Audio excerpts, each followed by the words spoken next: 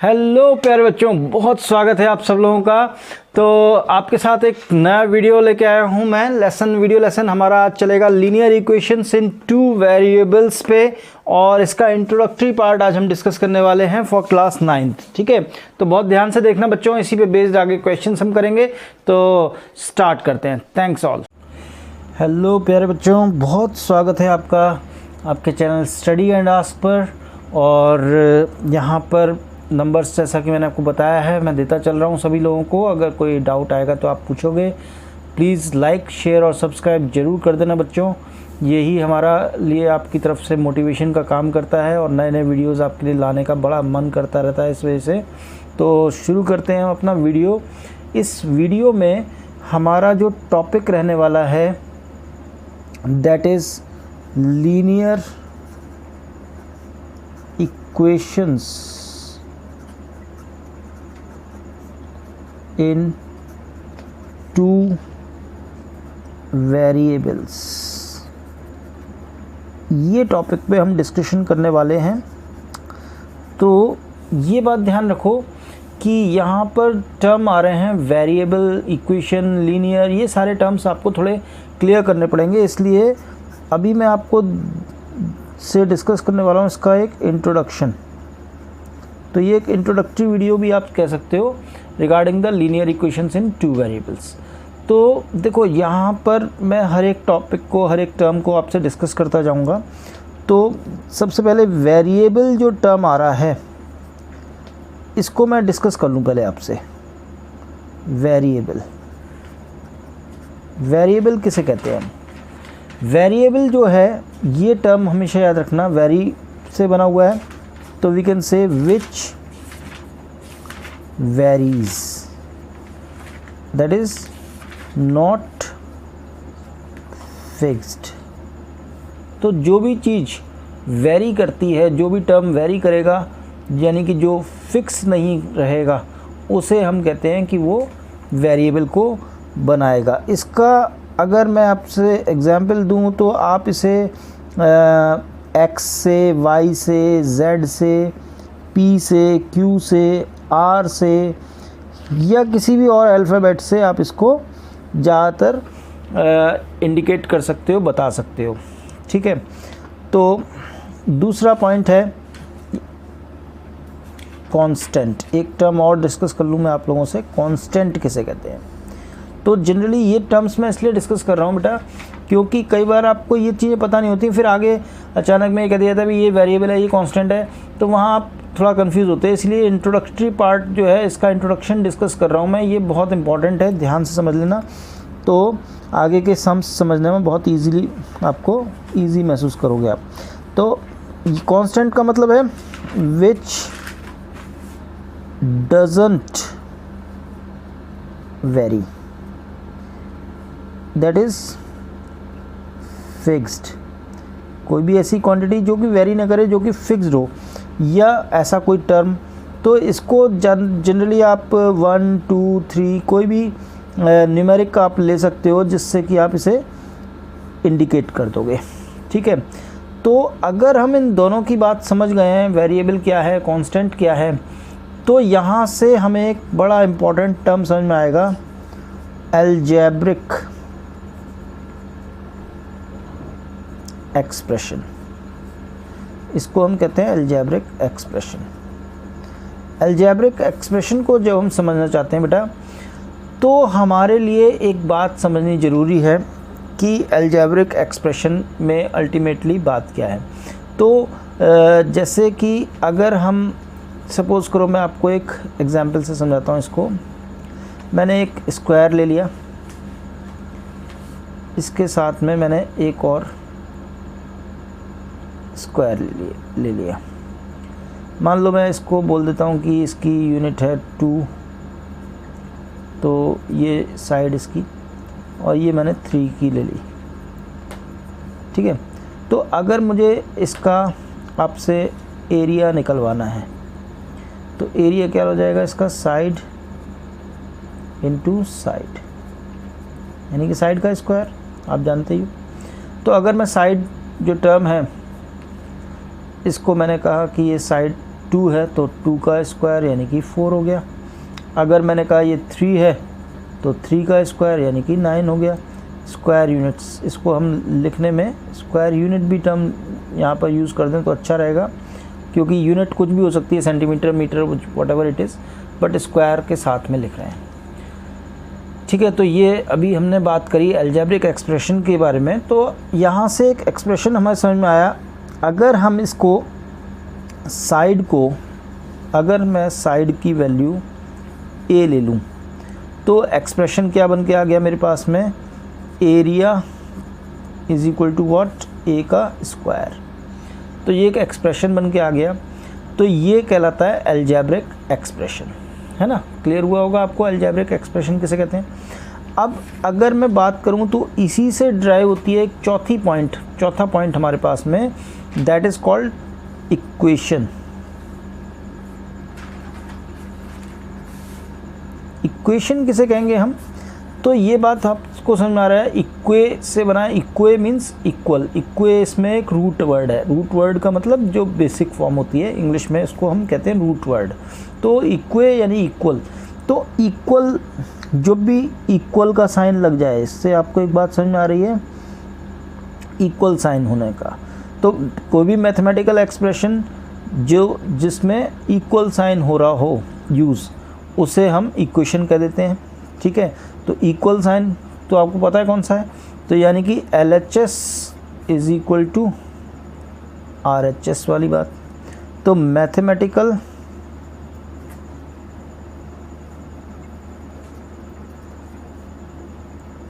Expression with equal sign we can say. तो जैसे कि मैथमेटिकल या अलजेब्रिक एक्सप्रेशन भी कह सकते हैं हम इसको।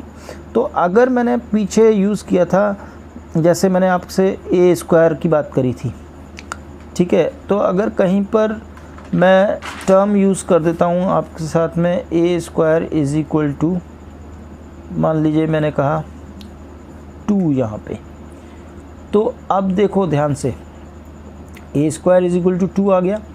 तो यहाँ पर ये एक इक्वेशन का फॉर्म ले लिया इसने। इसको अगर हम फर्दर सॉल्व करें तो ये इस फॉर्म में आ जाएगा, a square minus 2 is equal to 0। तो ये कम्प्लीटली एक इक्वेशन बन के हमारे सामने आ गई। तो आई होप यहाँ तक की बात समझ में आ गई हो सभी को। तो ये इक्वेशन वर्ड को मैंने डिस्क्राइब किया आपसे। तो यहाँ पर अभी हम 4 पॉइंट समझ चुके हैं। क्या क्या समझा हमने, वेरिएबल समझा हमने कांस्टेंट को समझा, हमने समझा अलजेब्रिक एक्सप्रेशन को, हमने समझा इक्वेशन को। अब हम 5वें पॉइंट की तरफ आगे बढ़ रहे हैं, and that point is linear equation. क्योंकि हमारा जो टॉपिक चल रहा है वो किस पे चल रहा है, लीनियर इक्वेशंस इन 2 वेरिएबल्स को हम समझना चाह रहे हैं। तो अब इक्वेशन को हम थोड़ा समझेंगे लीनियर इक्वेशन के टर्म्स में। लीनियर इक्वेशन, तो लीनियर वर्ड जो है, सबसे पहले बात तो मैं आपको क्लियर कर दूं, लीनियर का मतलब क्या होता है, सीधी रेखा। तो जिसका ग्राफ, आगे मैं इस बात को और क्लियर करूंगा, इसका जो अगर हम प्लॉटिंग करते हैं, इसका हम अगर ग्राफ बनाएंगे तो वो हमेशा एक स्ट्रेट लाइन में आता है। तो लीनियर वर्ड के लिए एक बात ध्यान रख लो कि ऐसा कोई भी एक्सप्रेशन, या we can say moreover any equation having highest degree of variable as 1. तो any equation having highest degree of variable as 1। तो ऐसी कोई भी इक्वेशन जिसमें हाईएस्ट डिग्री ऑफ वेरिएबल आपको 1 मिलेगा, उसको आप लीनियर इक्वेशन में रखते हो। जैसे पीछे अगर देखें तो हमने अगर हमने इक्वेशन ली x plus 1 is equal to 5 ले लिया सपोज करो, तो मैं इसको कहूँगा कि ये एक लीनियर इक्वेशन है। क्यों है? क्योंकि x की जो हाईएस्ट डिग्री है यहाँ पर वो 1 है।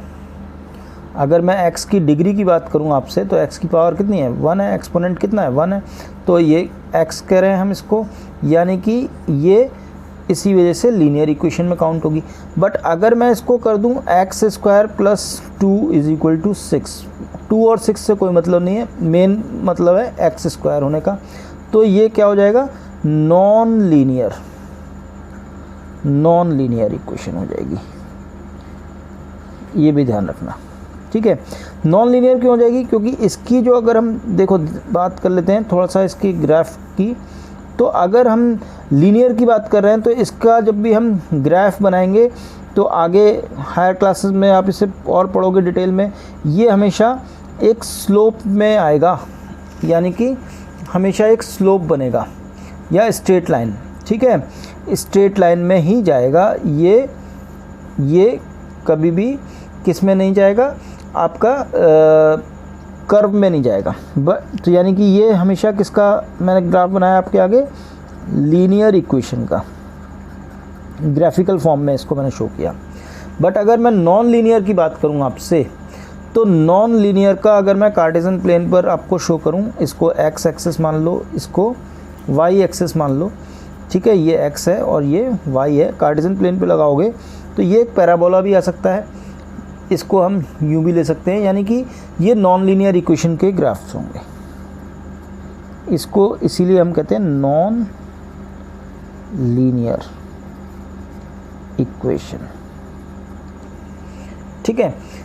तो ये तो बात हो गई ग्राफिंग की, बट ये बातें हम आगे डिस्कस करेंगे हायर क्लासेस में।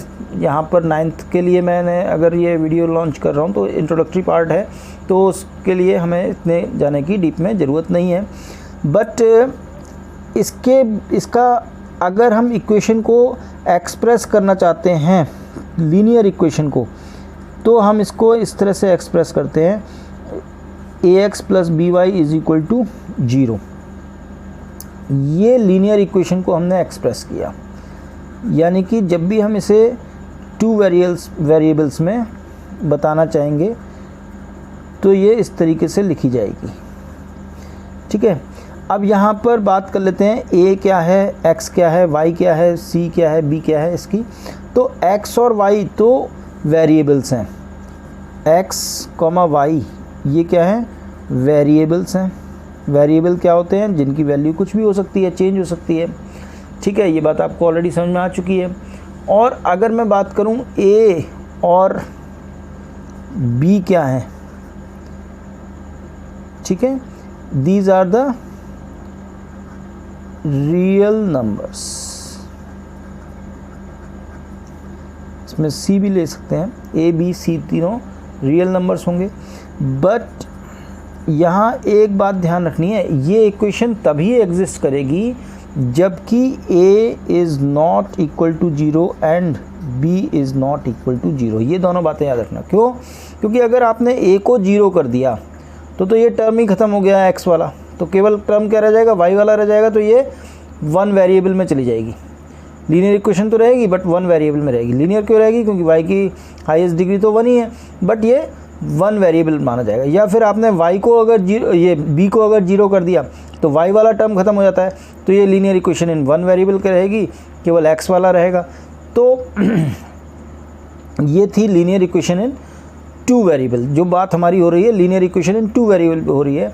बट अगर हम लीनियर इक्वेशन इन 1 वेरिएबल को भी हल्का सा डिस्कस कर लूँ मैं आपसे, यहाँ पर अगर मैं बात करूँ लीनियर इक्वेशन, ये मैं आपको रिपीट करा देता हूँ, ये आपने पढ़ा होगा, इन 1 वेरिएबल की। अगर 1 वेरिएबल की बात करूँ तो वेरिएबल एक ही होगा, तो एक होने के केस में अगर हमने कहा ax is equal to b, तो ये 1 वेरिएबल का रिप्रेजेंटेशन है इक्वेशन फॉर्म में। यहाँ पर a और b को आप रियल नंबर ले लोगे तो ax minus b is equal to 0 लिख सकते हो आप इसको। तो यहाँ पर a और b क्या ले लिए मैंने?